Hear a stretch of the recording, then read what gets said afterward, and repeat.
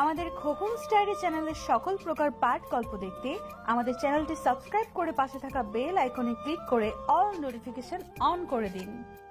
মাথা নিচু করেই বলল, স্যার আমার টাকাটা। রঞ্জিত চৌধুরী বিরক্ত হয়ে ড্রয়ার থেকে একটা টাকার বান্ডিল বের করে লোকটার দিকে দিয়ে বলল, টাকা ঠিক মতো পেয়ে যাচ্ছ, খবরগুলো যেন আমি ঠিক মতো পেয়ে যাই। লোকটা টাকা নিয়ে হেসে দিয়ে বলল, চিন্তা করেন না স্যার, সব খবর সময় মতো পৌঁছে দেব আপনার কাছে। লোকটা চলে যেতেই মিস্টার রঞ্জিত চিন্তায় মগ্ন হয়ে গেলেন। একটু পরেই কবির শেখ এসে বসলেন ওনার কেবিনে, কিন্তু মিস্টার রঞ্জিতের এই বিষয়ে কোনো খেয়ালই নেই। উনি ওনার চিন্তায় মগ্ন। কবির শেখ একটা কাশি দিয়ে বললেন, এত কি ভাবছেন জিজু? মিস্টার রঞ্জিত কবির শেখের দিকে তাকিয়ে বললেন, ওই জার্নালিস্ট তো মানতেই চাইছে না। যদি ওই আর্টিকেল আর প্রুফ যদি একবার পাবলিশড হয়তো বরবাদ হয়ে যাব আমি। আবার এতদিনের নাম রেপুটেশন সব শেষ হয়ে যাবে, বুঝতে পারছো? কবির শেখ ভ্রু কুঁচকে বললেন, থামিয়ে দিন ওটাকে। কি করে? টাকা লোভ দেখালাম, কাজ হলো না। প্রাণের ভয় দেখিয়েছি, তাতেও লাভ হয়নি। আর কি করব? কবির শেখ এবার হেসে দিয়ে বললেন, কামন জিজু, একটু এগিয়ে ভাবুন। প্রত্যেকটা মানুষের একটা দুর্বল জায়গা থাকে, আর হাসান কোতোয়ালেরও আছে। আমিও সব খোঁজ খবর নিয়ে নিয়েছি। মিস্টার রঞ্জিত অবাক হয়ে বললেন, কি সেটা?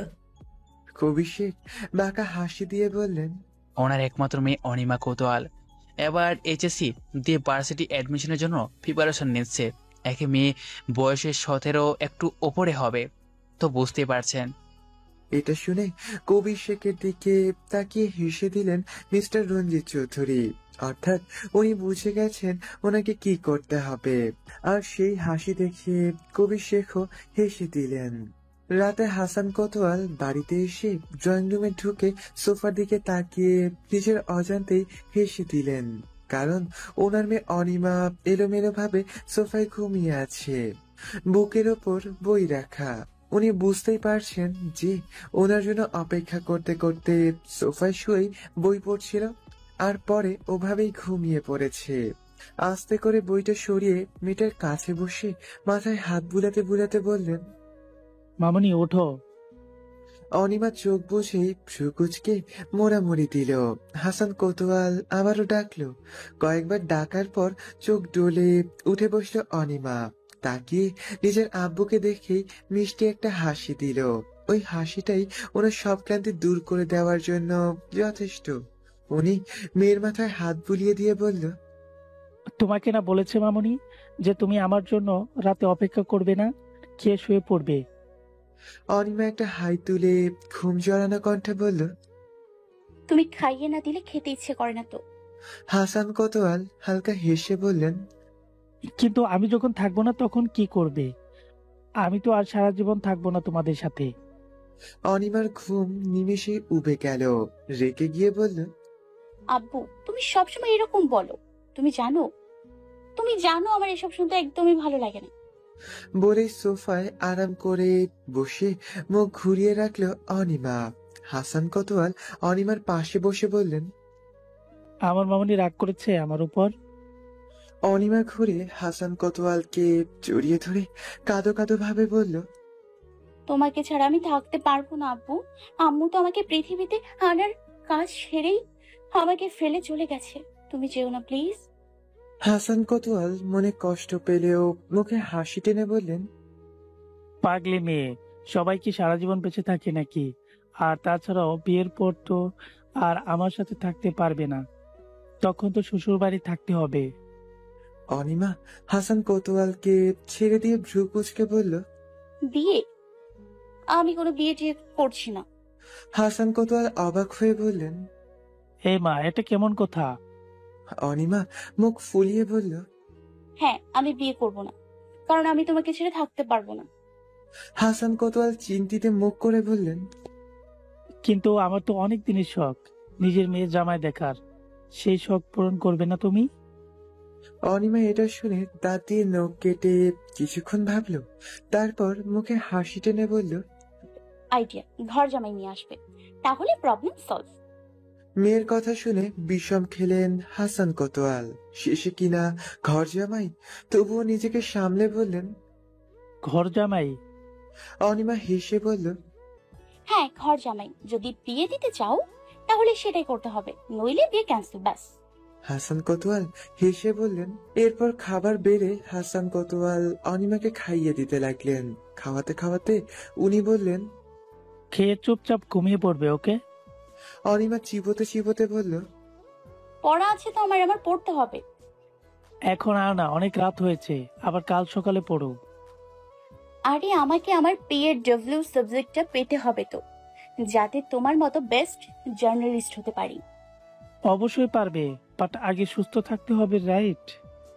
অনিমা মাথা নাড়ল। অনিমাকে খাইয়ে আর নিজে খেয়ে হাসান কোতোয়াল অনিমার মাথায় হাত বুলিয়ে ওকে ঘুম পাড়িয়ে দিল।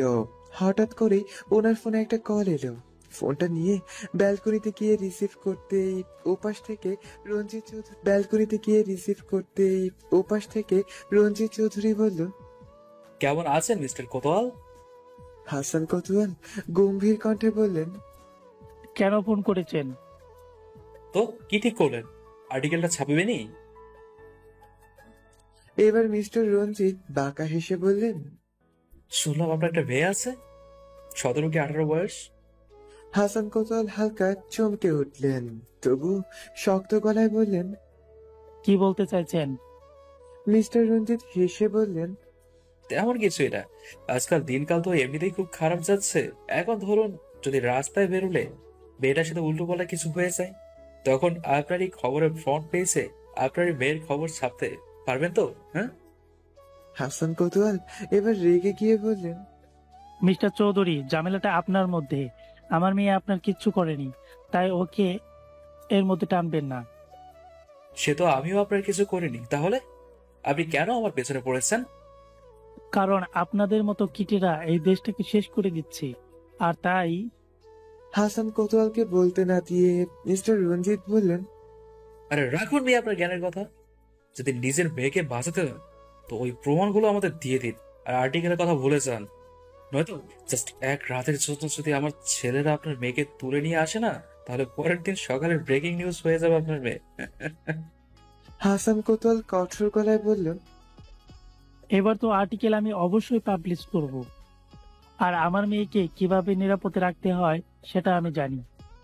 এটা শুনে মিস্টার রঞ্জিত রেগে গিয়ে বলল, অনেক বড় ভুল করলে, এই ভুলের মাসুল তোমার দিতে হবে কিন্তু। হাসান কোতোয়াল আর কিছু না শুনে ফোনটা রেখে দিয়ে অনিমার কাছে গেল। কত নিষ্পাপ লাগছে তাকে। রঞ্জিত চৌধুরীকে যাই বলুক, মনে মনে ওনারও ভয় হচ্ছে। ওনার জন্য মেয়েটার বিপদ হবে না তো? মা হারা মেয়েটাকে অনেক কষ্টে বড় করেছেন উনি থাকতে না হয় বাঁচিয়ে নেবে এই পশুদের কাছ থেকে, কিন্তু তারপর না, ওর সাথে আবার কথা বলতে হবে কালকে। কিছু হয়ে যাওয়ার আগে শেষবার ওর সাথে কথা বলতেই হবে। ওই পারবে ওনার মেয়েকে আগলে রাখতে। হাসান কোতোয়াল ওনার কেবিনে গম্ভীর মুখ করে বসে আছে, আর তার সামনে তার টিমের 4 জন বসে আছেন। হ্যাঁ, 4 জন, কারণ গতকাল সকালে মিতার লাশ পাওয়া গেছে। গত পরশু ও রঞ্জিত চৌধুরীর গোডাউনে স্মাগলিং এর কিছু ছবি তুলতে গেছিল, কিন্তু আর ফিরে আসেনি। ফিরে এসেছে কাল সকালে, তাও লাশ হয়ে। প্রাথমিক পোস্টমর্টম রিপোর্ট অনুযায়ী গ্যাং রেপ করে তার গলা কেটে মার্ডার করা হয়েছে। হাসান কোতোয়াল 4 জনের দিকে তাকিয়ে বলল, মিতার মৃত্যুটা সত্যি মর্মান্তিক আর দুঃখজনক ছিল। মিতা ওখানে সিক্রেটলি ছবি তুলতে যাচ্ছে, সেটা শুধুমাত্র আমরা 6 জন জানতাম। এটা ওদের জানার কথা ছিল না, যদি না ভেতরে থেকে ইনফরমেশনটা কেউ লিক করে থাকে। ইলিয়াস অবাক হয়ে বলল, কিন্তু স্যার, আমাদের মধ্যে কেউ এরকমটা কেন করবে? মুশফিকও সায় দিয়ে বলল, হ্যাঁ স্যার, আমরা কেন নিউজটা লিক করব? হাসান কোতোয়াল একটা নিঃশ্বাস ফেলে বলল, করার অনেক কারণ থাকতে পারে, তবে একটা কথা মনে রেখো, অর্থ আর ক্ষমতার লোভে মির্জাফর সিরাজউদ্দৌলার সাথেও প্রতারণা করেছিল। এতে সিরাজউদ্দৌলা মারা গেল, মির্জাফর অন্তিম পরিণামটাও জানো নিশ্চয়ই। সবাই চুপ করে আছে। হাসান কোতোয়াল একটা শ্বাস ফেলে বললেন, তবে যাই হোক, দেশের জন্য, সমাজের ভালোর জন্য ওর প্রাণ দিয়েছে। আর তাই এবার আমরা আমাদের মিশন যে কোনো মূল্যে কমপ্লিট করব। মিতার ত্যাগকে আমরা ছোট করে দেখতে পারি না, রাইট গাইস? শম্পা চিন্তিত গলায় বলল, কিন্তু স্যার, মিতা যে ছবিগুলো তুলতে গিয়েছিল ওগুলো ছাড়া তো আমাদের আর্টিকেলটা অসম্পূর্ণ থেকে যাবে। হাসান কোতোয়াল গম্ভীর মুখে বললেন, সেটা আমি বুঝে নেব, বাট যাকে যে কাজটা দিয়েছি কমপ্লিট করো। পরশু সকালে নিউজ পেপারের ফ্রন্ট পেজে রঞ্জিত চৌধুরী আসল চেহারা দেখবে সবাই। হাসান কোতোয়াল সবার দিকে একবার তাকিয়ে বলল, যদি ভয় ভয়ে থাকো তাহলে পিছিয়ে যেতে পারো। মিতার মৃত্যুর পরে আমি আর কাউকে জোর করে রাখবো না। সবাই একসাথে বলল, no sir, we all are ready. Hasan Kotwal হালকা হেসে বললেন, very good, go to your work, okay? Yes sir. বলেই সবাই চলে গেল। হাসান কোতোয়াল একটা শ্বাস নিল। মিতা মারা যাওয়ার আগে ওনার ফোনে ছবিগুলো পাঠিয়ে দিয়েছে, কিন্তু এই চারজনের সামনে উনি কিছুই বলেননি, কারণ উনি বুঝতে পারছেন এই চারজনের মধ্যে কেউ নিউজ লিক করছে। মানুষ কতটা স্বার্থপর, কিন্তু এই স্বার্থপর পৃথিবীতে ওনার মেয়েটাকে কি করে একা ফেলে যাবেন সেটাই ভাবছেন উনি। ক্লাবে লাউড মিউজিক চলছে। সেই মিউজিকের তালে তালে একটা মেয়ের সাথে ড্যান্স করছে রিক চৌধুরী। এটা ওর নিত্যদিনের কাজ। ড্যান্স করতে করতে এক পর্যায়ে রিক মেয়েটার কোমর জড়ানো অবস্থায় বলল, ওয়েট সুইটহার্ট, আমি আসছি একটু।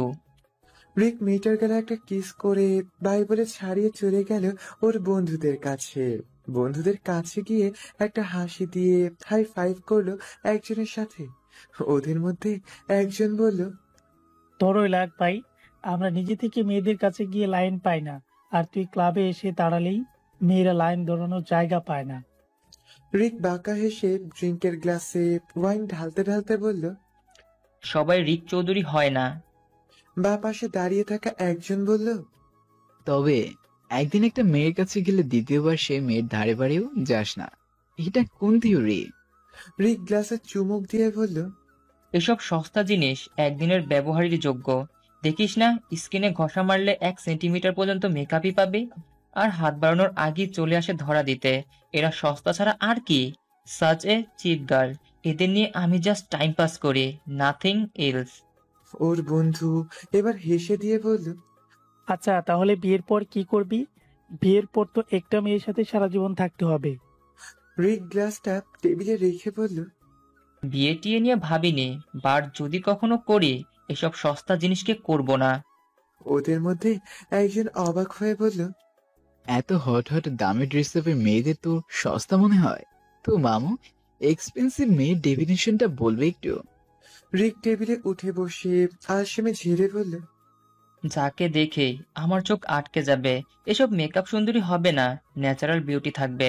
নট অনলি দ্যাট, সে ওইসব মেয়েদের মতো এত সহজে আমার হাতে ধরা দিতে চাইবে না। She has to has her win personality, সবার থেকে আলাদা হবে। ওরা সবাই অবাক। কোনো মেয়েকে দেখে রিক চৌধুরীর চোখ আটকে যাবে, আবার রিক চৌধুরীকে ধরাও দিতেও চাইবে না, এও সম্ভব? সবাই একসাথে বলল, এমন জিনিস কোথায় পাবি ভাই?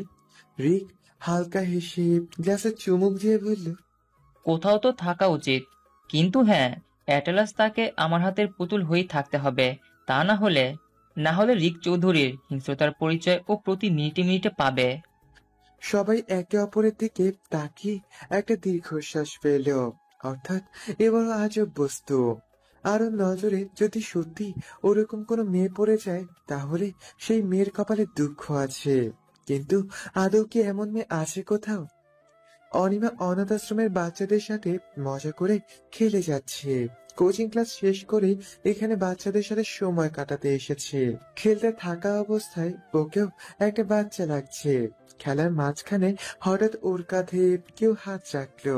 অনিমা পেছনে তাকিয়ে দেখলো মাদার দাঁড়িয়ে আছে। মাদারকে দেখে হেসে জড়িয়ে ধরলো। মাদারও ওকে জড়িয়ে ধরলো। অনিমা মাদারকে ছেড়ে দিয়ে ওনার গাল টেনে বলল, কেমন আছো sweet cute evergreen Barbie doll? মাদার অনিমার কান টেনে ধরলো। অনিমা এক চোখ বুঝে বলল, আহ মাদার, লাগছে তো আমার। মাদার অনিমার কান ছাড়তেই ও মুখ ফুলিয়ে কান ডলতে লাগলো। মাদার ওর পিঠে একটা চাপড় মেরে বলল, ফাজিল মেয়ে বেশি দুষ্টু হয়ে গেছে আজকাল। অনিমা হেসে ওর শার্টের কলার সেট করে বলল, हम तो ऐसा ही है भैया। ओ सॉरी सॉरी मैया। মাদার হেসে দিল অনিমার কথায়, আর অনিমাও হেসে দিল। এরপর আরো কিছুক্ষণ দাঁড়িয়ে বাচ্চাদের সাথে খেলে আর মাদারের সাথে গল্প করে সন্ধ্যার দিকে ফিরে এলো। ও বাড়িতে দেখলো হাসান কোতওয়াল এক মনে ল্যাপটপে কাজ করেই চলেছে। অনিমা মুচকি হেসে পা টিপে টিপে হাসান কোতওয়ালকে পেছন থেকে ভাউ বলল।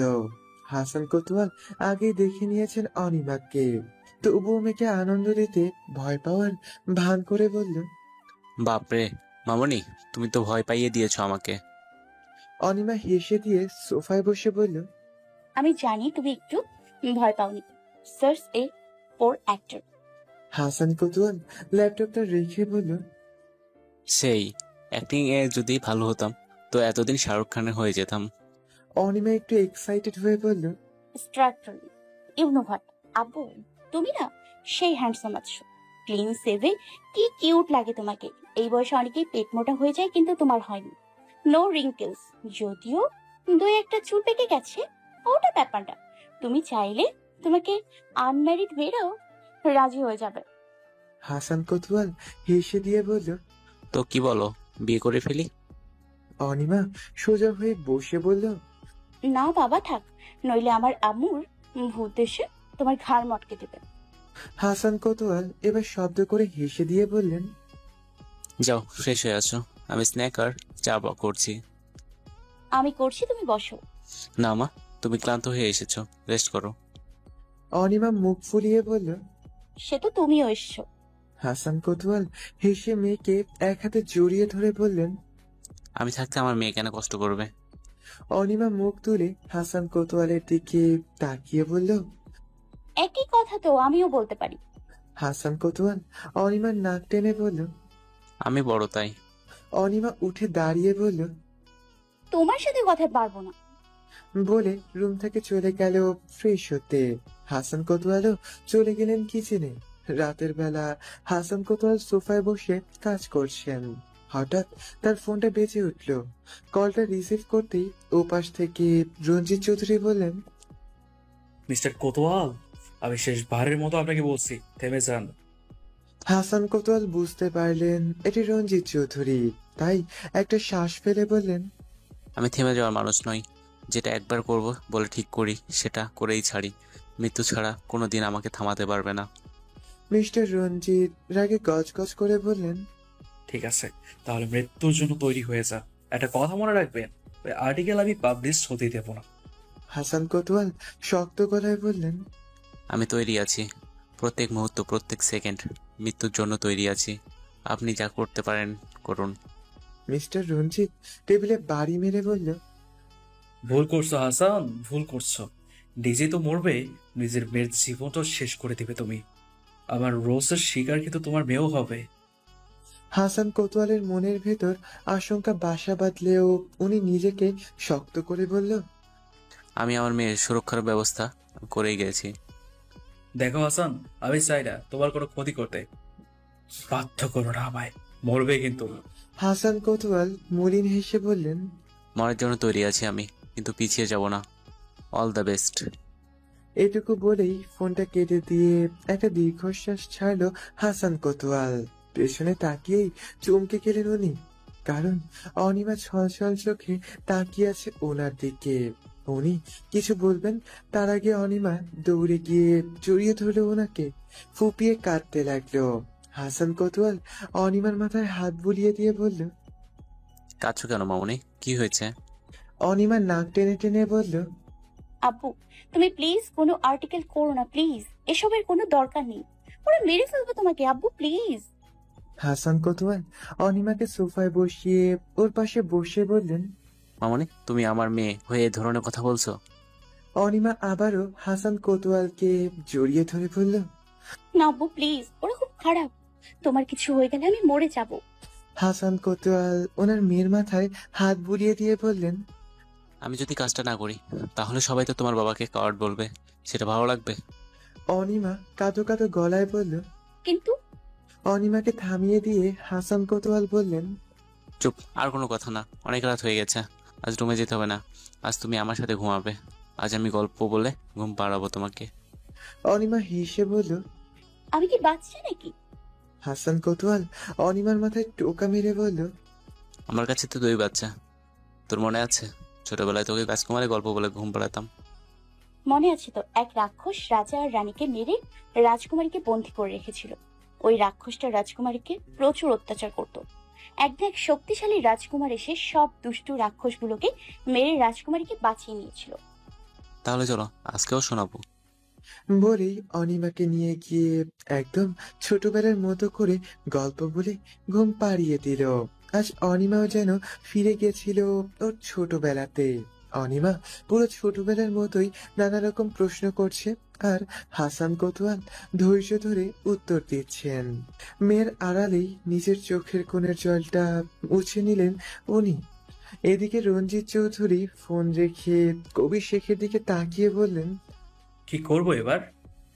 কবির শেখ একটা শ্বাস নিয়ে বললেন, কি আর করার, ওপরে পাঠিয়ে দিতে হবে, আর সাথে মেয়েটাকেও। বাইরে বৃষ্টি হচ্ছে, হালকা হালকা বাজও পড়ছে।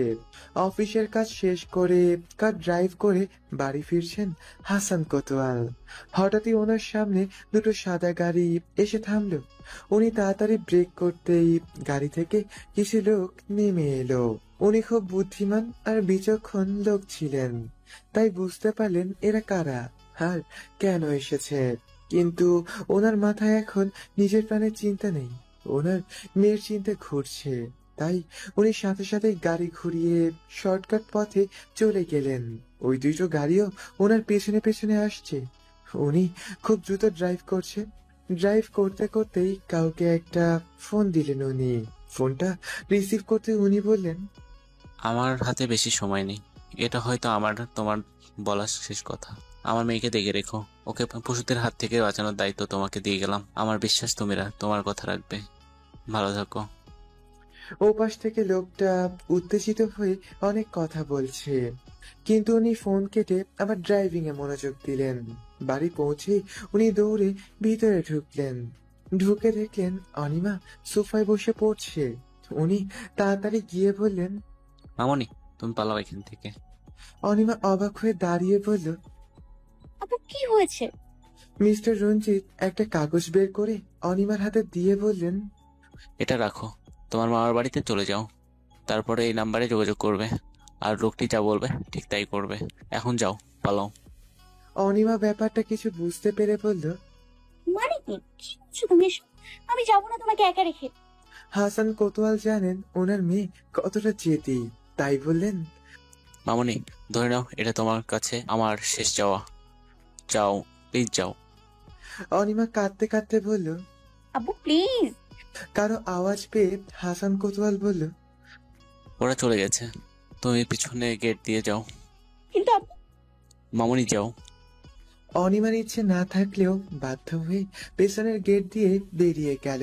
ওর কলিজা ফেটে যাচ্ছে, মনে হচ্ছে ওর জীবনটাই ও ভেতরে রেখে এসেছে। ভীষণ জোরে জোরে বজ্রপাত হচ্ছে, বৃষ্টিতে ভিজে চুপচুপে হয়ে গেছে ও। কিন্তু দুর্ভাগ্যবশত একটু এগোতেই ওর সামনে রঞ্জিতের লোকেরা চলে এলো। সবাই ওর সামনে ওকে ঘিরে দাঁড়িয়ে আছে। অনিমা অন্যদিকে দৌড়ালো ওদের কাছ থেকে বাঁচার জন্য, কিন্তু রাস্তায় ইটের সাথে আটকে পড়ে গেল ও। উঠতে চেয়েও উঠতে পারল না পায়ের চোটের জন্য। এসবের মধ্যে কাগজটাও পড়ে গেছে কোথাও। লোকগুলোর কাছে এসে ওকে ঘিরে ধরতেই ও হালকা পিছিয়ে ভয়ে কাঁদতে কাঁদতে বলল, প্লিজ আমাদের ছেড়ে দিন, আমার আব্বুকে মারবেন না প্লিজ। ওর কথা শুনে ওরা সবাই অট্ট হাসি দিল। তারপর বলল, ওর বাপ যতটা চালাক ও দেখছি ততটাই বোকা। আরে খোকমনি, তোমাকে ছাড়ার হলে আমরা ধরবো কেন? আর তোমার বাবার এতক্ষণে ইন্তেকাল সমাপ্ত হয়ে গেছে। অনিমা চমকে গেল, চিৎকার করে উঠল ও, কাঁদতে কাঁদতে বলল, প্লিজ আপুকে ছেড়ে দিন প্লিজ। লোকগুলো ওর কথায় পাত্তা না দিয়ে মিস্টার রঞ্জিতকে ফোন করে বলল, তার মেয়েটাকেও পেয়ে গেছি, এখন কি করব? ওপাশ থেকে কিছু বলতেই লোকটা আচ্ছা বলে ফোনটা রেখে দিল। তারপর অনিমার হাত ধরে টেনে তুলে বাকিদের উদ্দেশ্যে বলল, নিয়ে যেতে বলছে ওখানে। ওরা সবাই অনিমাকে টেনে নিয়ে ওদের বাড়িতে সোজা হাসান কোতোয়ালের বেডরুমে নিয়ে গেল। আর ওখানে গিয়ে সামনে তাকাতেই অনিমা স্তব্ধ হয়ে গেল। ওর পৃথিবী ওখানে থেমে গেল। ওর মনে হচ্ছে ওর মাথায় কেউ ভারী কোনো কিছু দিয়ে আঘাত করেছে। একটা লোক ওর হাত ধরে আছে, তবুও ফ্লোরে বসে পড়ল ও। দাঁড়িয়ে থাকার শক্তি নেই ওর, কারণ ওর সামনে সিলিং ফ্যানে ওর আব্বু অর্থাৎ হাসান কোতোয়ালের লাশ ঝুলছে। কিছুক্ষণ স্থির দৃষ্টিতে তাকিয়ে থাকার পর অনিমার মস্তিষ্ক ওকে ধীরে ধীরে জানান দিল যে ওর চোখের সামনে ওর বাবার মৃতদেহ ঝুলছে। তখনই ধীরে ধীরে নিঃশ্বাস ভারী হয়ে উঠল ওর। আব্বু বলে জোরে চিৎকার করে উঠল অনিমা। অনিমার আওয়াজ শুনে মিস্টার রঞ্জিত পিছনে ঘুরে তাকালো। অনিমার এক দৃষ্টিতে ঝুলন্ত লাশটার দিকে তাকিয়ে আছে। ওর শরীর অসাড় হয়ে উঠছে। বাইরে জোরে তাই অনিমাও আর কোনো প্রতিক্রিয়া করছে না। গালে হাত দিয়ে মাথা নিচু করে চোখের জল ফেলেই যাচ্ছে। ও সত্যি আর কিছু বলার নেই। মিসেস রাহেলা আশরাফ মৃধাকে চোখ রাঙিয়ে কিছু ইশারা করে অনিমার কাছে বসে বলল, দেখ মা, মামার কথা কিছু মনে করিস না। উনি তো তোকে খুব ভালোবাসেন। আমরা যা করেছি তোর ভালোর জন্যই করেছি। আশরাফ মৃধাও এসে বলল, হ্যাঁ মা, দেখ আমরা সত্যিটা বললেও কোনো লাভ হতো না, বরং আরো বিপদ বাড়তো, তাই না? অনিমা কিছু না বলে চুপচাপ উঠে ওর রুমে গিয়ে দরজা বন্ধ করে বালিশে মুখ গুজে কাঁদতে লাগলো। ও কিছুটা হলেও আন্দাজ করতে পেরেছে যে ওর কান্নার দিন সবে শুরু হয়েছে। ও নিজের মনকে আর কিছুতেই মানাতে পারছে না যে ওর আব্বু আর নেই। কাল অবধি যে মানুষটা ওকে যত্ন করে নিজের বুকে আগলে রেখেছে, সেই মানুষটা আর নেই। গত পরশু রাতেও ও ওর আব্বুর বুকে মাথা রেখে ঘুমিয়েছিল, আর আজ নেই ওর আব্বু। কেন এরকম হলো? সোফায় গম্ভীর মুখ করে বসে আছে রঞ্জিত চৌধুরী। রিকের আসার অপেক্ষা করছে সে। মেয়েটাকে মারতে কেন দিল না ও? ওনার ছেলে হঠাৎ ওরকম করার কারণটা বোধগম্য হয়নি তার। ছেলের এই কাজে মোটেও খুশি নন উনি। এর মধ্যেই রিক ঘড়ি ঠিক করতে করতে এসে রঞ্জিত চৌধুরীকে উদ্দেশ্য করে বলল, কিছু বলবে? রঞ্জিত চৌধুরী ভ্রুকুচকে রিকের দিকে তাকিয়ে বললেন, এসবের মানে কি রিক? মেয়েটাকে ছেড়ে দিলে কেন তুমি? অতটা ঝামেলা হতো বুঝতে পারছো? ফেসে যেতাম, পুরো ফেসে যেতাম। রিক হুকিয়ার ভাব নিয়ে বলল, হয়নি তো কিছু, এত ভাবছো কেন? মিস্টার রঞ্জিত রাগী কণ্ঠে বললেন, হয়নি কারণ ওর মনে ওই মামা মামির মুখ টাকা দিয়ে বন্ধ করেছিলাম, আর ওই অফিসারের প্রেসকেও টাকা দিতে হয়েছে। যদি রাজি না হতো তাহলে? রিক হালকা হেসে বলল, টাকার কাছে সবাই মাথা নামিয়ে নেয় ড্যাড। মিস্টার রঞ্জিত এবার বেশ বিরক্ত হয়ে বললেন, যদি তাই হতো তাহলে ওই হাসান কোতোয়ালকে মারতে হতো না। যাই হোক, মেয়েটাকে মারতে দিলে না কেন? রিক একটু আলসেমে ঝেড়ে সোফায় বসে বলল, তোমার একমাত্র বৌমাকে নিজের হাতে মেরে ফেলবে? Not done. এটা শুনে কবির শেখও অবাক হয়ে তাকালো রিকের দিকে। মিস্টার রঞ্জিত তো আকাশ থেকেই টুপ করে মাটিতে পড়লেন এমন অবস্থা। উনি অবাক হয়ে বললেন, কিসব বলছো? বৌমা মানে? রিক সহজ ভাবে বলল, মানে খুব সিম্পল ড্যাড, আমি ওকে বিয়ে করছি। মিস্টার রঞ্জিত যেন অবাকের শেষ পর্যায়ে পৌঁছে গেছে। উনি সোফা থেকে উঠে দাঁড়িয়ে বলল, পাগল হয়ে গেছো? কিসব বলে চলছো? রিক দৃঢ় কণ্ঠে বলল, তুমি জানো আমি যা বলি ভেবে চিন্তেই বলি। মিস্টার রঞ্জিত খুব ভালো করে চেনেন তার ছেলেকে। একবার যেটা বলে সেটা যে কোনো মূল্যে করেই ছাড়ে। কারো কথা শোনার ছেলে ও নয়। তাই এখন ওনার ছেলেকে বিগড়ে দেওয়ার মানে লাভের লাভ কিছুই হবে না, উল্টো ঘরে আরো অশান্তি হবে। তাই ভ্রুকুচকে বললেন, কিন্তু কালকে তো তোমার ফ্লাইট, তুমি এখানে ছুটিতে এসেছো, সেটা কি ভুলে গেছো? রিক গ্লাসে পানি ঢালতে ঢালতে বলল, না ভুলিনি, আর এটাও ভুলিনি যে 2 বছর পর আমি ফিরেও আসছি। মিস্টার রঞ্জিত গম্ভীর মুখ করে বসে রইলেন। কবির শেখও চুপ করে আছে। কিছুক্ষণ নীরবতার পর রিক বলল, বাট 2 বছর পর এসে যাতে ওকে আমি সম্পূর্ণ সুরক্ষিত দেখতে পাই, otherwise you know better. Mister Ranjit আর কবির শেখ দুজনেই তাকালো রিকের দিকে। রিক সেদিকে পাত্তা না দিয়ে কিচেনের দিকে তাকিয়ে চেঁচিয়ে চেঁচিয়ে বলল, মম, আমার কফিটা রুমে পাঠিয়ে দাও। বলেই ও উঠে চলে গেল। মিস্টার রঞ্জিত মুখ গম্ভীর করে বসে আছে আর কবির শেখ তার দিকে তাকিয়ে বলল, চিন্তা করছেন কেন জিজু? ওই ওই পুস্কি মেয়ে কি বা করবে? রিক বাবা যদি ওকে নিয়ে খুশি থাকে তো থাক। মিস্টার রঞ্জিত চোখের ইশারায় সম্মতি জানালো আর কবির শেখ আপন মনে কিছু একটা আউড়ে নিয়ে বাঁকা হাসি দিলেন। যেই হাসি সত্যি অনেক বড় রহস্য। অনিমা ওর মামার বাসায় জানালার কাছে বসে মনমরা হয়ে বসে আছে। 2 দিন আগে হাসান কোতোয়ালের লাশ দাফন করা হয়েছে। ও ওর আব্বুকে আর কখনো দেখতে পাবে না। এটা ভাবতেই ওর বুকের ভেতরটা ভার হয়ে আসছে। চোখ দিয়ে ধীর গতিতে জল গড়িয়ে পড়ছে। এদিকে আশরাফ মৃধা সোফায় বসে চা খেতে খেতে টিভি দেখছেন। মিসেস রাহেলা রাগে গজগজ করতে করতে ওনার পাশে বসে বললেন, নিজের ভাগ্নিকে এখানে এনে রাখলে? ওকে বসে বসে খাওয়াবে কে? মহারানী তো রুম থেকে বেরোনোর নামও নেয় না, শুধু পায়ের উপর পা তুলে বসে খাচ্ছে। আশরাফ মৃধা ভ্রুকুচকে টিভির দিকে তাকিয়েই বললেন, ওকে সাধে রাখিনি এখানে আমি। তোমার মতো হাঁটুর নিচে বুদ্ধি নিয়ে ঘুরি না আমি। খুব ভেবেচিন্তেই ওকে এখানে রেখেছি আমি। হাসানের সব প্রপার্টি, ব্যাংক ব্যালেন্স সব ওর নামে। এগুলো হাতছাড়া করে দেব? মিসেস রাহেলা একটু চিন্তিত কণ্ঠে বলল, কিন্তু তোমার ভাগ্নি সব দেবে আমাদের? আশরাফ মৃধা বাঁকা হেসে বললেন, দিতে হবে না, এমনিতেই আমাদের হয়ে যাবে। মিসেস রাহেলা অবাক হয়ে বললেন, কিন্তু কি করে? আশরাফ মৃধা টিভি থেকে চোখ সরিয়ে স্ত্রীর দিকে তাকিয়ে হেসে বললেন, যদি অর্কর সাথে ওর বিয়ে দেওয়া হয় তাহলে? মিসেস রাহেলা ব্যাপারটা বুঝতে পেরে মুচকি হাসলেন। পরে কিছু একটা ভেবে বললেন, কিন্তু ও রাজি হবে? আশরাফ মৃধা হেসে বললেন, ও হবে না, ওর ঘাড় রাজি হবে। আর শোনো, কটা দিন যাক, তারপর ওকে আর এত তোষামত করার দরকার নেই। বয়স কম আছে, এখন থেকে দমিয়ে রাখতে হবে। কি বলছি বুঝতে পারছো?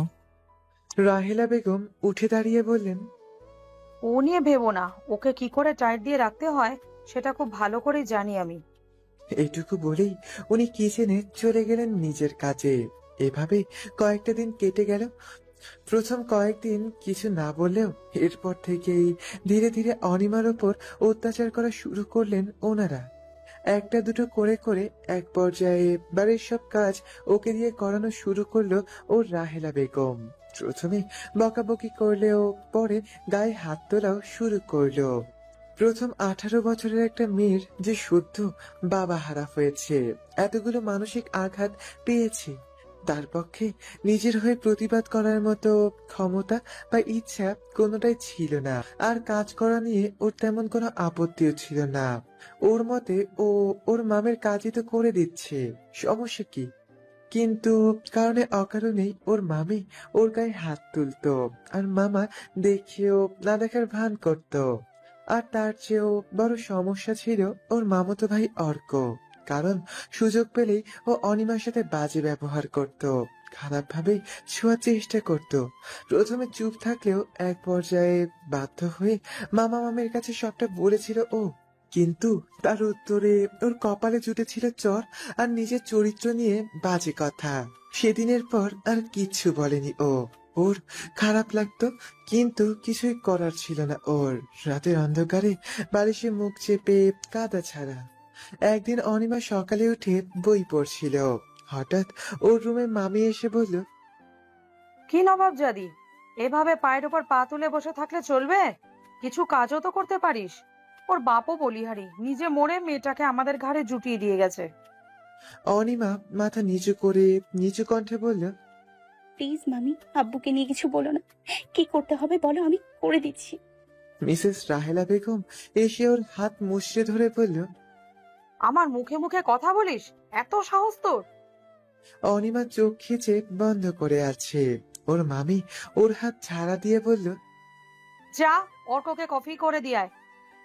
অনিমা অসহায়ভাবে তাকালো ওর মামির দিকে। ওই ছেলেটার রুমে যেতে হবে ভাবলেই গা শিউরে ওঠে ওর। কিন্তু ও জানে মামিকে এসব বলে লাভের লাভ কিছুই হবে না, বরং এটাই হবে, হ্যাঁ, যে ওর গালে আরো দুটো থাপ্পড় পড়বে। তাই চুপ করে চলে গেল কিচেনে। কফি করে মনের সাথে অনেকক্ষণ যুদ্ধ করে তারপর অর্কের রুমে ঢুকলো ও। অর্ক খাটে হেলান দিয়ে বসে আছে। অনিমাকে দেখে একটা বাঁকা হাসি দিল ও। অনিমা মাথা নিচু করে টেবিলে কফির মগটা রেখে ফিরে আসতে নিলেই ওর হাত ধরলো অর্ক। অনিমা ছাড়ানোর চেষ্টা করতে গরম কফির মগের ওপর ওর হাতটা চেপে ধরলো অর্ক। জানালায় চোখ বন্ধ করে মৃদু আর্তনাদ করে উঠল অনিমা। অর্ক আরো জোরে চেপে ধরে বলল, এত ছটফট কেন করিস? আমি ধরলে গিয়ে ফুসতে পারে, তাই না? অনিমা কাঁদো কাঁদো গলায় বলল। ভাই লাগছে আমার। অর্ক অনিমার হাত কফি মগে চেপে ধরে উঠে দাঁড়িয়ে বলল, লাগার জন্যই তো দিচ্ছি। এত তেজ কিসের? হ্যাঁ, কদিন পর তো আমারই হবি, এত নাটকের কি আছে?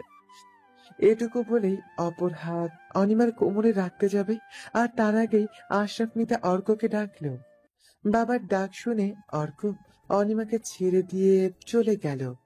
অনিমা চোখ মুছে কিচেনে চলে গেল, কারণ এগুলো ওর কাছে এখন স্বাভাবিক হয়ে গেছে। এভাবেই কেটে গেল দুইটি বছর।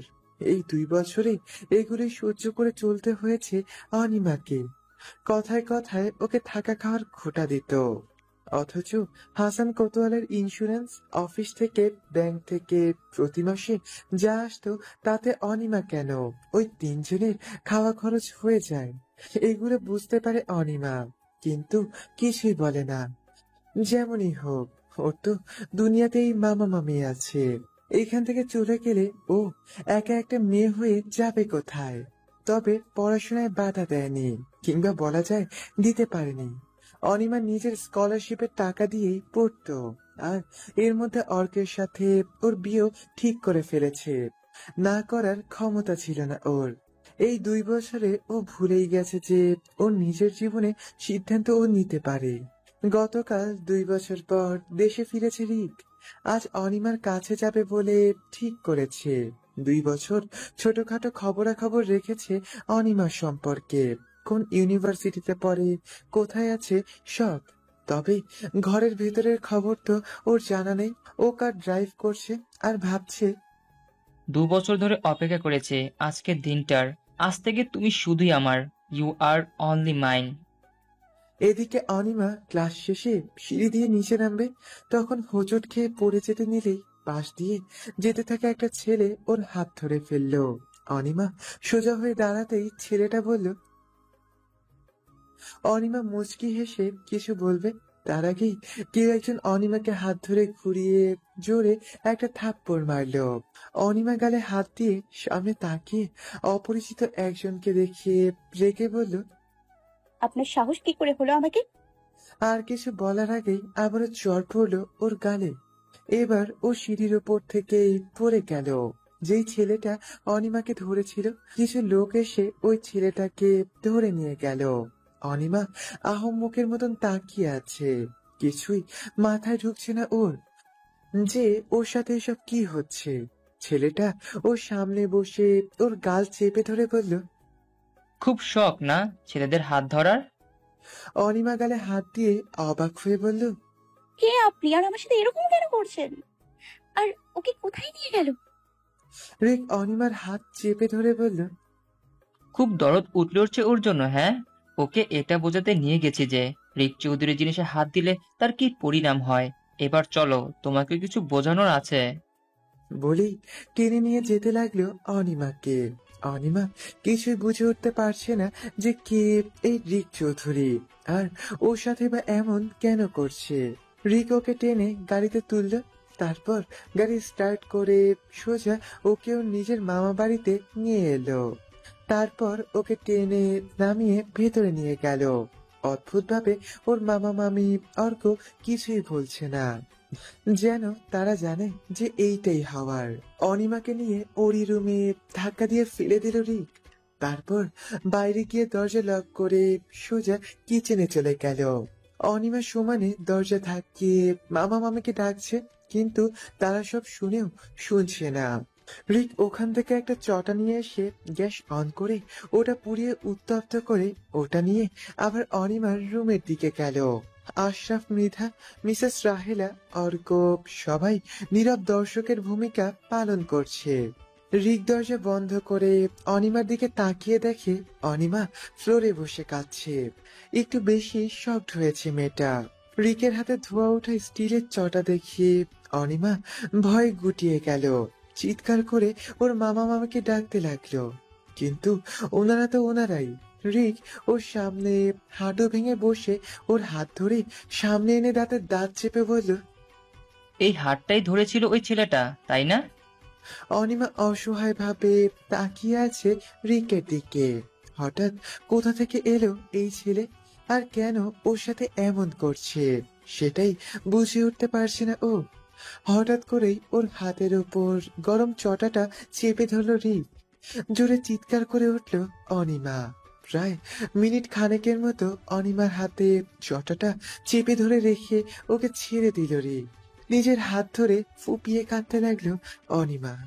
রিক রাগে গজগজ করে বলল, নেক্সট টাইম যদি অন্য কোনো ছেলের ধারে কাছেও যেতে দেখি না, এমন অবস্থা করব যে আয়নার সামনে দাঁড়ালে নিজেকে নিজে চিনতে পারবে না।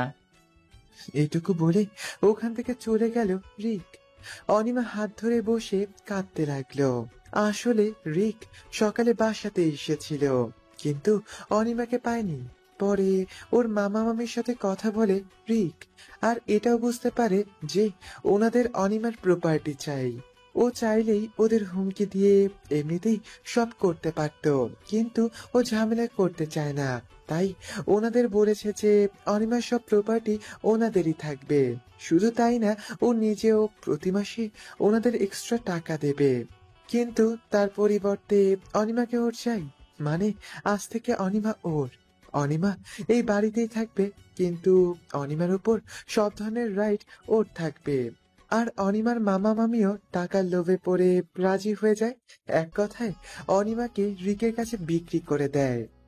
যদিও রিক চেয়েছিল অনিমাকে এখনই নিয়ে যেতে, কিন্তু কবির শেখ ওকে বলে যে আগে অনিমার অনার্স শেষ হোক, তারপর এসব ভাবতে। এরপর থেকেই রিকে নানা রকম টর্চার সহ্য করতে হয়েছে অনিমাকে। কারণে অকারণে নানা রকম ভাবে টর্চার করত ও অনিমাকে। এক পর্যায়ে রিক অনিমার কাছে সবচেয়ে ভয়ের বস্তু হয়ে গেল, যাকে দেখলেই ওর রুহ কেঁপে উঠত। কিন্তু ও বুঝতে পারতো না কেন এমন করে ওর সাথে। আর মামা মামি বা কোনো কিছু বলে না। একদিন অনিমা ওর মামা মামির কথা শুনে ফেলে, আর সেদিন খুবই ভেঙে পড়ে ও। এতদিন সব সহ্য করলেও এবার সবকিছু সহ্য সীমার বাইরে চলে যায়। এতটা খারাপ মানুষ কি করে হতে পারে? শুধুমাত্র টাকার জন্য নিজের ভাগ্নিকে এমন একটা লোকের কাছে কেউ বিক্রি করে দিতে পারে, তাও সেই লোকটার ছেলে, যেই লোকটা ওর বাবাকে খুন করেছে। সত্যি টাকা কি এতই শক্তিশালী, যার কাছে মনুষ্যত্বের কোনো জায়গা নেই? সব সত্যিটা জানার পর ও ঠিক করে ও থাকবে না আর এখানে। ও কিছুতেই ওর বাবার খুনির ছেলের সাথে থাকতে পারবে না। আর তার চেয়েও বড় কথা, রিক খুব খারাপ ব্যবহার করে ওর সাথে। ওর কথায় নড়চড় হলে অমানুষের মতো মারে। একটু সাজার কারণে মুখে গরম জল ঢেলে দেওয়া, ছেলেদের সাথে কথা বলেছে বলে পিঠে গরম শিক চেপে ধরা, এসব সহ্য সীমার বাইরে চলে গিয়েছিল ওর কাছে। অনিমা সেদিন রুমে গিয়ে দরজা বন্ধ করে প্রচুর কেঁদেছিল। এটা ভেবেছে ওর নিজের মামা মামি ওর সাথে এরকম করেছে।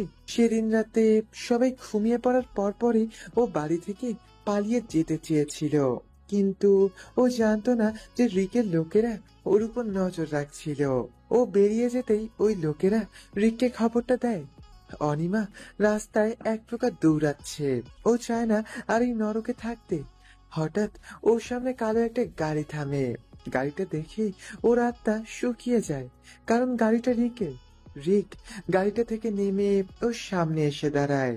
রিককে দেখে অনিমা শক্ত হয়ে দাঁড়িয়ে ভয়ে একদম সিটিয়ে আছে। রিকের চোখ মুখ লাল হয়ে আছে রাগে। রিক সর্বশক্তি দিয়ে একটা থাপ্পড় মারল অনিমাকে। থাপ্পড়টা এতটাই জোরে ছিল যে ও নিচে পড়ে গেল। রিক অনিমার হাত ধরে টেনে তুলে চুলের মুঠি ধরে বলল, খুব সাহস হয়ে গেছে তাই না? পালাতে যাচ্ছিলে? অনিমা কাঁদতে কাঁদতে হাত জোর করে বলল, প্লিজ যেতে দিন আমাকে, আমি হাত জোড় করছি প্লিজ। অনিমার এই কথায় রিকের করুণা হওয়ার পরিবর্তে রিকের রাগ আরো বৃদ্ধি পেল। ও অনিমার চুল আরো জোরে টেনে ধরে বলল, যাওয়াচ্ছি তোমাকে, চলো। বলেই অনিমাকে টেনে গাড়িতে তুলল। তারপর ওকে বাড়িতে এনে অনিমার রুমে নিয়ে ওর সামনে দাঁড় করিয়ে বলল, আমার হাত থেকে পালাতে চাও? আমার হাত থেকে? বলেই আবারও চড় মারল ওর গালে। আমার অনুমতি ছাড়া আর বেরোবে বাড়ি থেকে? বল। এরকম নানা কথা বলতে বলতে একটার পর একটা চড় মারতে শুরু করলো ওকে। এদিকে অনিমার ঠোঁটের কোণ ফেটে রক্ত পড়ছে, গালে রক্ত জমাট বেঁধে গেছে। সেই নিয়ে রিকের কোনো মাথা ব্যথা নেই। আর যতক্ষণ ওর রাগ না কমছে ততক্ষণই মেরেছে ও মেয়েটাকে। আর রিক চলে যাওয়ার পর ওর মামা মামিও মেরেছে ওকে। মানুষ কতটা নির্মম হতে পারে তা অনিমা নিজের সাথে ঘটা ঘটনাগুলো দিয়েই বুঝতে পারছে। এভাবেই দিন কাটছে অনিমার। অনিমা অনার্স ফাইনাল ইয়ারের ফাইনাল এক্সাম দিয়েও ফেলেছে। শুরুতে ও কয়েকবার পালানোর চেষ্টা করেছে, কিন্তু ওর মামা মামের জন্য পারেনি। ওই দিনের পর রিক ওর মামা মামাকে হুমকি স্বরে বলে দিয়েছে যাতে অনিমা পালাতে না পারে, আর চেষ্টা করলেও যাতে ওকে জানানো হয়। অনিমা যতবার পালানোর চেষ্টা করত ওর মামা মামি ওকে আটকে রিককে বলে দিত, আর রিক ততবার এসে শাস্তির নাম করে অনিমার সাথে অমানুষের মতো ব্যবহার করত। এক পর্যায়ে অনিমা নিজের চেষ্টা থামিয়ে দিয়েছে, কারণ তাতে কোনো লাভ হয়নি তার, বরং ওকে আরো টর্চার সহ্য করতে হয়েছে। এদিকে অর্কের মাথায় কিছু একটা চলছে। অনিমার অনার্স শেষ হয়ে গেছে, এখন তো রিক ওকে নিয়ে যাবে। যেখানে অনিমা ওর হওয়ার কথা ছিল সেখানে এখন ওই রিককে দিতে হবে। টাকার লোভও সামলাতে পারেনি, তাই রাজি হয়ে গিয়েছে। রিকের ভয়ে এই 2 বছর অনিমার সাথে আগের মতো অতটা বাজে ব্যবহার শেয়ার করেনি। কিন্তু ওর তো অনিমাকে চাই, সেটা এক রাতের জন্যই হোক না কেন। আর রিক থরিও জানতে পারবে এসব। এইগুলো চিন্তা করে সঠিক সুযোগের অপেক্ষা করতে লাগলো ও। একদিন রাহেলা বেগমের বাড়ির এক অনুষ্ঠানে ওনারা সকলেই চলে গেল, কিন্তু অনিমাকে নেয়নি, কখনো নেয় না ওকে। ও তো ছিল ওই বাড়ির ফেলনা বস্তু, যেটাকে এক কোণে ফেলে রাখা হয়। রাতে অনিমা একা একাই নিজের রুমে গুটিসুটি মেরে বসে আছে, কারণ বাইরে প্রচুর বৃষ্টি হচ্ছে আর বাজ পড়ছে, যার ফলে কারেন্টও নেই। মোমবাতি জ্বালিয়ে রেখেছে। ওর আব্বুর খুন হওয়া সেই রাতের পর থেকে বাজ পড়লে খানিকটা ভয় লাগে ওর। মনে হয় এই বাজ পড়া ওর জন্য অশুভ, বড্ড বেশি অশুভ। হঠাৎ দরজা খোলার আওয়াজের শব্দে চমকে তাকালো অনিমা। উঠে দাঁড়িয়ে দেখে অর্ক রুমে ঢুকে দরজা বন্ধ করছে। অনিমা ঘাবড়ে গিয়ে বলল, ভাইয়া তুমি এখানে, তুমি যাওনি? অর্ক বাঁকা হেসে অনিমার দিকে তাকিয়ে বলল, ভাবলাম তুই এখানে একা একা ভোর হচ্ছিস, তাই তোকে একটু কম পাপি দেই। এটুকু বলেই অনিমার দিকে বাঁকা হেসে এগোতে লাগলো। অনিমা বেশ ভালোই বুঝতে পারছে যে ওর মতলবটা কি, কিন্তু ও কি করবে সেটাই বুঝতে পারছে না, শুধু পিছিয়ে যাচ্ছে। অর্ক ওর কাছে আসতেই ও ছিটকে দূরে গিয়ে বলল, কি করছো এসব? প্লিজ এরকম করো না। অর্ক অনিমার হাত ধরে নিজের কাছে এনে বলল, কেন? রিক যদি করতে পারে তাহলে আমি কেন পারবো না? অনিমা নিজেকে ছাড়ানোর চেষ্টা করতে করতে বলল, কিসব বলছো? ছাড়ো আমাকে। অর্ক একটা শয়তানি হাসি দিয়ে বলল, ছাড়ার জন্য ধরেছি নাকি? অর্ক অনিমার কাছে আসতে নিলেই অনিমা ওকে ধাক্কা দিয়ে সরিয়ে দূরে পালাতে চাইল, কিন্তু তার আগেই অর্ক ওর কুর্তির স্লিভ ধরে টান মারলো। ফলস্বরূপ ওর স্লিভ ছিঁড়ে গেল আর তার সামলাতে না পেরে ফ্লোরে পড়ে গেল। অনিমা বসে বসে হালকা পিছিয়ে কাঁদতে কাঁদতে বলল, ভাইয়া প্লিজ আমার কাছে এসো না, যেতে দাও আমায়। অর্ক ওর কোনো কথা কানে না নিয়ে এগিয়ে আসতে নিলেই অনিমা অনেক কষ্টে উঠে আবারও পালাতে নিলে অর্ক ওর হাত ধরে নিজের দিকে ঘুরিয়ে একটা থাপ্পড় মারলো আর অনিমা বেডের উপর পড়ে গেল। মাদার একটা শ্বাস নিলেন, কারণ ওনার গলা ধরে আসছে। উপস্থিত সকলের চোখ দিয়েই জল গড়িয়ে পড়ছে। মানুষ কতটা নির্মম, নোংরা আর খারাপ হতে পারে সেটা অনিমার অতীত না জানলে বুঝতেই পারতো না ওরা। ওরা ভাবতেও পারছে না ওই মেয়েটা এত কিছু সহ্য করে বেঁচেছিল। প্রত্যেকেরই বুকের ভিতর ভার ভার বয়ে আসছে, চাপা কষ্ট হচ্ছে একটা। তবে একজনের চোখে তেমন জল নেই, শুধু চোখ দুটো হালকা ছলছল করে উঠছে। তবে যেটা আছে সেটা হলো রাগ। তীব্র রাগে ফেটে পড়ছে ও, চোখ লালচে হয়ে আসছে, সারা শরীর থরথর করে কাঁপছে, যেন এক্ষুনি সব শেষ করে দেবে ও। আর সেটা হলো আদ্রিয়ান। আদ্রিয়ানের দিকে তাকিয়ে ওখানে সবাই চমকে উঠল, সাথে ভয়ও পেয়ে গেল। মাদার আদ্রিয়ানের কাঁধে হাত রেখে বলল, কুল ডাউন মাই চাইল্ড, শান্ত হও। আদ্রিয়ান চোখটা বন্ধ করে কয়েকটা শ্বাস নিয়ে নিজেকে শান্ত করার চেষ্টা করলো। রাইমা কাপা কাপা গলায় জিজ্ঞেস করলো। রাইমা নিজেও আর কিছু বলতে পারলো না, ওর গলা ধরে আসছে। আদ্রিয়ান হাত মুষ্টিবদ্ধ করে রেখেছে। এরপর কি হয়েছিল সেটা কল্পনাও করতে চাইছে না উপস্থিত কেউ। মাদার একটা দীর্ঘশ্বাস ফেলে বললেন, এরপর অর্ক। আদ্রিয়ান মাদারকে থামিয়ে দিয়ে কাপা গলায় বলল, আমি আর শুনতে চাই না। আদ্রিয়ান নিচের দিকে তাকিয়েই বলল কথাটা, এখনো কাঁপছে ও। এরপরে কি হয়েছে সেটা শোনার সাহস ওর নেই। মাদার আদ্রিয়ানকে আশ্বস্ত করে বলল, রিল্যাক্স, সব সময় যে খারাপ কিছুই হবে সেটা ভাবাও ঠিক না, তাই না? আদ্রিয়ান ছলছলে চোখ নিয়ে তাকালো মাদারের দিকে। মাদার আদ্রিয়ানের মাথায় হাত বুলিয়ে বলল, কিন্তু সেদিন অনিমা নিজেকে বাঁচিয়ে নিয়েছিল। মেয়েদের সম্মান তাদের সবচেয়ে দুর্বল জায়গা, আবার সবচেয়ে শক্তিশালী জায়গাও। যখন সেখানে কেউ হাত দেয় তখন মেয়েদের মধ্যে এমনিতেই এক শক্তি চলে আসে। অনিমার ক্ষেত্রেও তাই হয়েছে। অর্ক ওর কাছে আসার আগেই ওকে টেবিল থেকে ফ্লাওয়ার ভাস নিয়ে সর্বশক্তি দিয়ে আঘাত করেছিল অর্কর মাথায়। এতে অর্ক তেমন কিছু না হলেও কিছু সময়ের জন্য ঘায়েল হয়ে গিয়েছিল। সেই সুযোগেই অনিমা দৌড়ে রুমটা বাইরে থেকে লক করে দিয়ে বাইরে পালিয়ে যায়। ওর সমস্ত ধৈর্য আর সহ্যের সীমা পার হয়ে গিয়েছিল সেদিন। আর ও ঠিক করে নিয়েছিল যে ও আর কখনো ফিরবে না ওই নরকে, তাতে যাই হোক না কেন। ওই হয়তো প্রথম মেয়ে যে ঝড় বৃষ্টির রাতে বাড়ি থেকে রাস্তায় বেরিয়েছিল নিজেকে বাঁচানোর জন্য। কিন্তু আমাদের সমাজ তো আর এত সহজ নয়, একটু বেশিই নিষ্ঠুর। রাস্তাতেও কিছু মাতাল ছেলেদের পাল্লায় পড়তে হয়েছে ওকে। ওদের কাছ থেকে পালাতে গিয়ে রাস্তাতেই অজ্ঞান হয়ে পড়ে যায় ও। এত কিছু সহ্য করার ক্ষমতা হয়তো ওর মস্তিষ্কে আর ছিল না। কিন্তু সৌভাগ্যবশত সেদিন ওই রাস্তা দিয়েই সিলেট ফিরে যাচ্ছিলাম আমি। এটাই হয়তো জিজাসের ইচ্ছে ছিল। যদি সময় মতো ওই দিন আমি না পৌঁছাতাম তাহলে হয়তো। আদ্রিয়ানের চোখ থেকে ওর অজান্তেই এক ফোঁটা পানি গড়িয়ে পড়ল। আজ খুব বেশি কষ্ট হচ্ছে ওর। মাদার একটু থেমে বললেন, ওকে সেদিন আমি আমার কাছে নিয়ে আসি। হসপিটালে অ্যাডমিট করার একদিন পর জ্ঞান ফিরেছিল ওর। আর এক সপ্তাহ পর্যন্ত কোনো কথা বলেনি ও, একটা শব্দও উচ্চারণ করেনি, যেন ওর মধ্যে কোনো অনুভূতি কাজ করছে না। ওকে এভাবে দেখে বুক ফেটে যাচ্ছিল আমার। যে মেয়েটা সবসময় দুষ্টুমি খুনসুটি করে বেড়াতো, তার এভাবে চুপ হয়ে যাওয়া দেখে সত্যি অবাক হয়েছিলাম। আমি তো ভেবেছিলাম মামা বাড়িতে হয়তো ভালো আছে, কিন্তু ভাবতেও পারিনি যে ও ওইরকম ভালো থাকবে। এরপর ধীরে ধীরে ও সুস্থ হলো, কিন্তু আগের মতন আর হলো না। একেবারে চুপচাপ শান্ত হয়ে গিয়েছিল। অল্পতেই ভয় পেয়ে যেত, সবাইকে এড়িয়ে চলতো।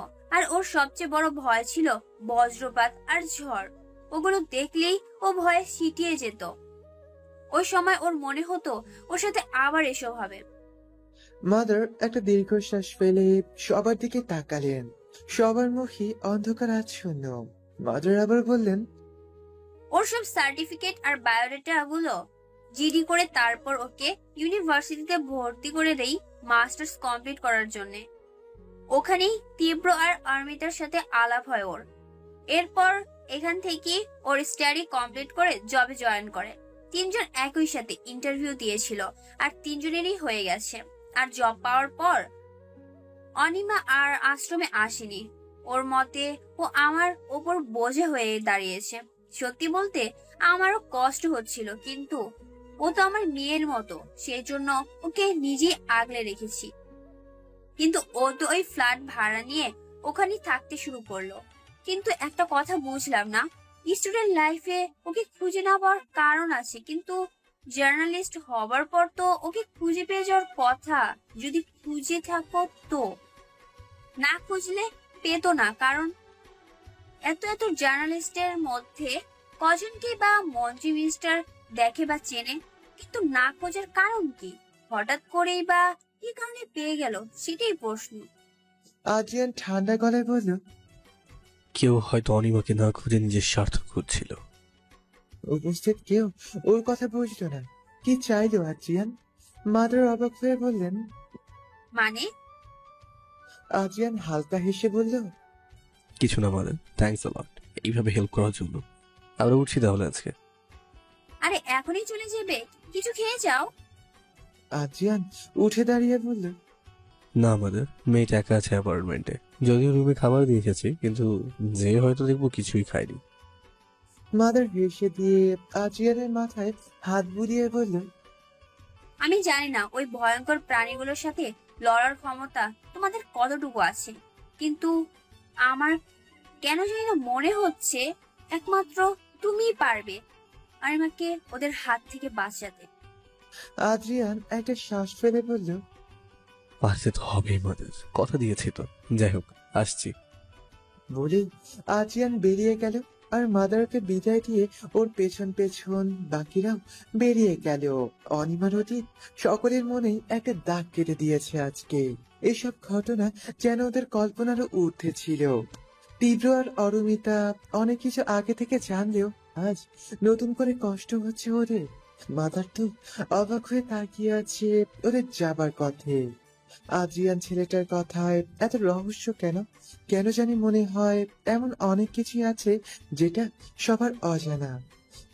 তীব্র গাড়ি ড্রাইভ করছে।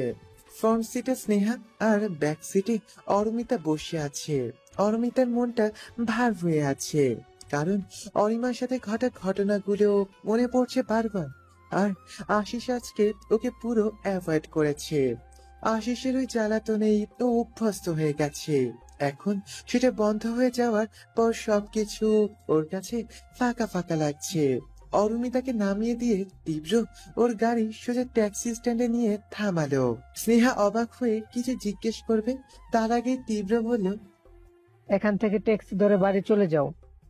স্নেহা তো চরম অবাক হলো, কিছু বুঝতে না পেরে বলল, মানে?